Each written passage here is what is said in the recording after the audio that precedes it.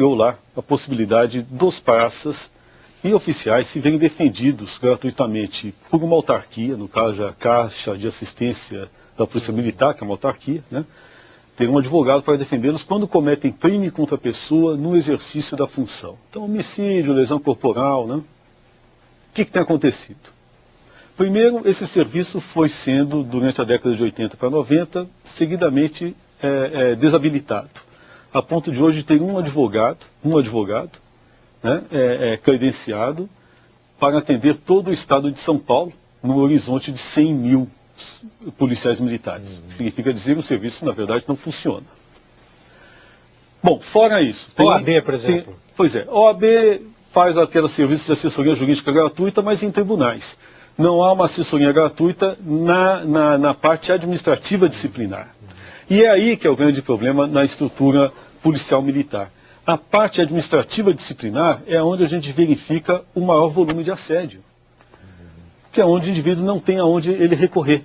Tem uma ou outra associação de policiais e militares, mas que também não tem um trabalho coligado, correto, de apoio. Né? Que eles também têm os superiores. E a própria estrutura militar, ela é muito mal orientada nesse ponto de vista. Nós deveríamos ter, na verdade, quase que um batalhão de assistentes sociais, de psicólogos, de médicos na Polícia Militar, para atender os graves problemas decorrentes desse tipo de atividade. É uma atividade violenta por natureza, somada ao contínuo assédio moral e hierárquico.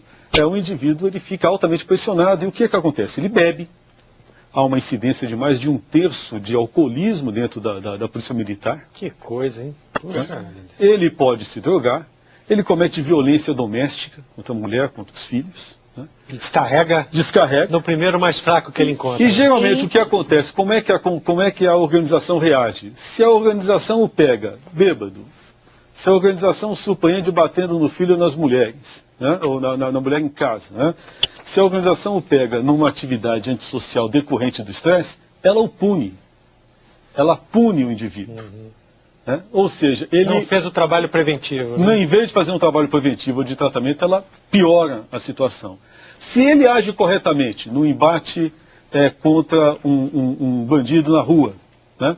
Ela também vai puni-lo. Ela o afasta da atividade de rua para examiná-lo, por que ele agiu cumprindo seu dever. Então, nós estamos numa situação em que efetivamente está havendo um travamento com reflexos na sociedade muito graves, né? Na base da atividade policial. E o que é pior, isso faz com que a estrutura da polícia comece aos poucos a deixar de funcionar. Um adendo. São Paulo, o maior estado, né, brasileiro a nível de efetivo. Nós temos 3 psiquiatras no Hospital Militar, sendo que um deles está afastado por depressão. O psiquiatra está por depressão? É muito bom. Então, aonde o policial militar, ele vai ter apoio nenhum, porque ele não pode pagar um psiquiatra particular.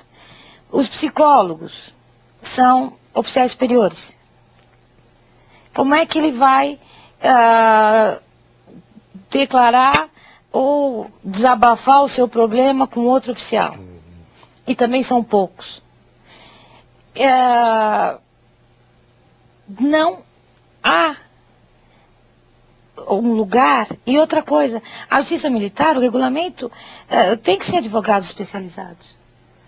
E a maioria, infelizmente, não conhece a justiça militar, seja a estadual, federal, que... não há uma especialização no Brasil em direito penal militar, direito administrativo disciplinar, né? É uma caixa preta no direito. Nós vemos livros hoje de pessoas muito bons, mas pessoas que não lidam no dia a dia. Não lidam no dia a dia. A doutrina... Uma coisa mais teórica. A doutrina, a teoria é maravilhosa, mas a prática, o dia a dia, de você pegar um soldado, trazer para sua casa, sabe? Ficar com ele ali, mostrar para ele que há pouco tempo, acho que uns 3 meses atrás, esse sargento, ele queria dar um tiro na cabeça dele. E eu passei a noite conversando com ele pelo telefone, mostrando. Isso nós fazemos porque nós somos pais, nós somos, enfim, mas isso deveria vir das instituições militares. Isso que eu ia perguntar para o doutor Fernando, aí, feito esse diagnóstico que me pareceu muito grave, eu como imagino que muitos telespectadores também não conheciam essa realidade tão grave, tão importante, que é essa dia a dia da vida do policial militar. Eu perguntaria para o doutor Fernando, qual é a solução, então? Quer dizer, para esse conjunto de problemas que o senhor listou, quer dizer, a questão do isolamento, a questão da saúde, a questão das regras que não permitem uma saída para esse cidadão. Qual é a solução? Quais são as soluções? Duas saídas. Fala-se muito em unificação de polícias, o que na verdade é uma coisa anacrônica no mundo todo. Quanto mais polícias nós tivermos, melhor. Elas até competem positivamente entre si, e é o que tem acontecido no mundo todo. Então não é bem por aí. O que poderia existir, na verdade, seria, sem perder essa estética disciplinar, né, mas uma redução desse vínculo hierárquico com as Forças Armadas, das polícias militares. Isso reduziria bastante, porque criaria um novo tipo de carreira, né, sem separar plebeus de nobres, né, como é a tradição militar, né, ou seja, aquele que já nasce nobre ou que continua plebeu e não vai subir nunca. Né. Quer dizer, alterar esse quadro para que houvesse um nível, uma perspectiva de ascensão dentro da polícia, né, por parte de quem começa de baixo no policiamento de rua. Né. Segundo, eu acho que aí um trabalho importante do Senado, da Câmara, né, do Congresso Nacional, é pegar o estatuto do militar e fazer uma alteração nessa legislação que já conta com 30 anos. Né, dormir em serviço. E que estabelece uma série de normas sem cuidar dos direitos. Há uma série de obrigações conferidas aos militares, mas não há direitos. Perfeito. Por exemplo, tem assistência médica, assistência social à família do militar, né? Assistência psicológica ao militar na sua atividade, né? Ter um serviço de advocacia militar, né, onde o indivíduo se visse defendido dentro da própria estrutura militar, talvez até por um corpo de advogados militares. A Defensoria Pública não tem essa... A Defensoria Pública não tem nem cultura para trabalhar na estrutura militar. Não tem. E é necessário que haja uma especialização, porque a atividade militar é uma atividade especializada. Né? Lidar no processo disciplinar com um oficial linha dura, e que já entra num processo disciplinar pré-julgando, acontece muitas vezes, né? Então, se você não tem um defensor especializado, você simplesmente morre, porque o contencioso na administração militar é desproporcional por princípio. Então há necessidade de se fazer alterações a partir da estrutura da lei. Dormir em serviço, como eu disse, deveria ser para tempo de guerra. Não mais ser um crime. Não, a dormir em serviço até, eu acho que a estrutura administrativa, aí fala a mulher. Né? Eu acho que, nesse caso, eu não condeno a disciplina militar do ponto de vista tem que ter uma estrutura. Forma de organização, né? Mas é a assistência. O indivíduo não se vê isolado, ou seja, ele enfrentar um processo disciplinar, mas sabendo que ele será defendido. Não, ele enfrentar um processo disciplinar não tendo nenhuma defesa, e ainda por cima partindo do pressuposto de que ele é culpado socialmente, que é o que acontece muitas vezes, isso é que desmobiliza completamente não só o próprio indivíduo, mas seus colegas, né, porque cada desproporção num processo militar dessa natureza, seja judicial, seja administrativo, ele é didático, no sentido de desmotivar os próprios colegas de farda. Só um minutinho, Fernando. Também uma integração. O dormir em serviço que eu me referi não foi a área administrativa, mas a área criminal. Então, sim, eu acredito... O Estatuto Militar, aí tem o direito penal militar. Eu penso que o dormir em serviço deveria ficar na área administrativa, punição administrativa, não uma punição penal, criminal. Como o alcoolismo hoje, ele deve ser tratado como doença, não como crime. Isso já todas as entidades médicas já consideram como uma doença, não como Mas no militarismo... Não como uma atividade transgressora. Ele é preso em flagrante. No entanto, o alcoólatra na administração policial militar, ele sofre processo disciplinar. Né? É um e é muito engraçado, Sete, na nossa vida eu trabalho como advogado na área penal militar há mais de 20 anos. Eu já vi casos de conselho de disciplina em que não só o participante do conselho era um notório alcoólatra, né, quanto o próprio que foi pego alcoolizado também. Né? Ambos então, eram, né? Ambos, né? É. E, na verdade, às vezes acontece uma reação muito estranha, psicológica. Aquele que está na postura de dentro do conselho para julgar o outro subalterno, né, que foi pego em flagrante, ele se desdobra em aumentar a pena. Né? Parece que é algo que é bíblico, né? Ele se esculpa, né? Escolhe o seu bode expiatório. Né? Ou seja, não seria nunca um caso para um processo administrativo disciplinar, e sim para um tratamento médico. Né?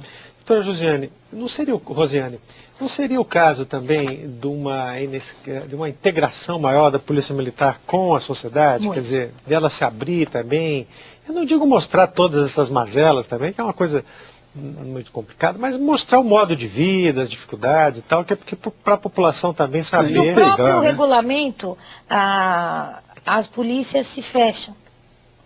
E, obviamente, a justiça militar se fecha. Por razões estratégicas, até a gente entende que Então, há um certo recato, né? Quer dizer, há um certo deveria segredo. ter esse entrosamento de dizer o que está acontecendo. Por exemplo, o oficial, ele tem bem mais recursos. O praça, obviamente, não tem.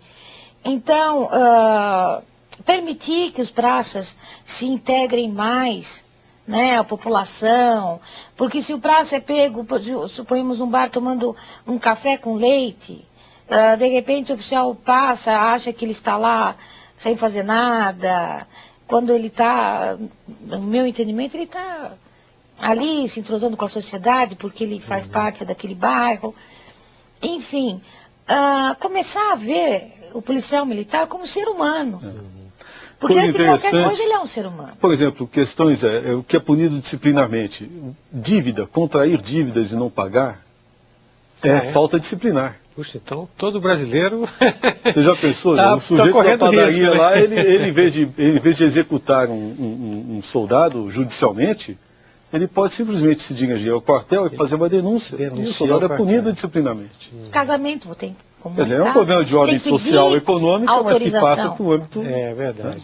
Nós estamos em 2007 e tem que pedir autorização para casar.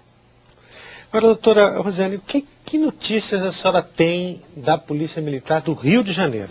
Porque nós estamos assistindo aí pela TV uma guerra civil autêntica entre a Polícia Militar e traficantes, especificamente numa certa região lá do Rio de Janeiro que está, enfim, cercada pela polícia. Já morreram vários policiais, já morreram vários civis, já morreram vários bandidos, enfim. Como é que esse policial, quais são as questões que chegam para a senhora desse pessoal do Rio de Janeiro? Medo. Medo por ele, medo pela família, medo pela estrutura. Eles estão sob uma pressão muito grande, porque a pressão do próprio serviço em si, a pressão do comando que exige, e sem meios de combater a violência e o tráfico, o armamento deles é inferior, altamente, até estranho dizer, mas é altamente inferior ao do traficante, e ele sabe que ele vai ser marcado. Se ele não morre ali em combate, ele morre quando está em casa, ou está no clube, ou está na rua. Então... Tem outra questão importante, né, Rosiane? Isso não acontece só no Rio de Janeiro. O Rio de Janeiro tem o BOPE, que é considerado um dos melhores batalhões de choque e preparados para a guerrilha urbana do mundo. Né? O batalhão de operações especiais de choque da polícia do Rio de Janeiro. Assim como no estado de São Paulo tem a famosa rota lá também. O que acontece com esses batalhões? Eles, pelo próprio trabalho de mídia, por esse débito social histórico relacionado ao período da ditadura militar, eles se transformaram em ícones da repressão. O caveirão lá no Rio de Janeiro, né? Então, o que acontece? Há um estigma pelo indivíduo trabalhar justamente no que deveria ser a elite da polícia. Né? E isso amplia o assédio moral sobre a sua atividade. Né? Ok.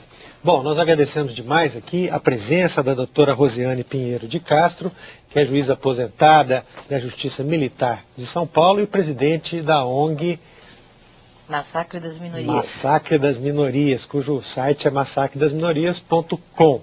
E também o doutor Fernando Pinheiro Pedro, que é vice-presidente, consultor jurídico da entidade, por esses esclarecimentos muito interessantes, muito importantes acerca da vida diária, dos problemas que enfrentam os policiais militares, especialmente os de baixa patente. Lembrando aos telespectadores, mais uma vez, que se quiser escrever para a gente, dando sugestões, fazendo críticas ou sugerindo novos temas sobre entrevistas aqui da TV Senado, pode escrever para este e-mail que está aí na tela, entrevistas@senado.gov.br. Muito obrigado pela sua audiência e até o próximo programa.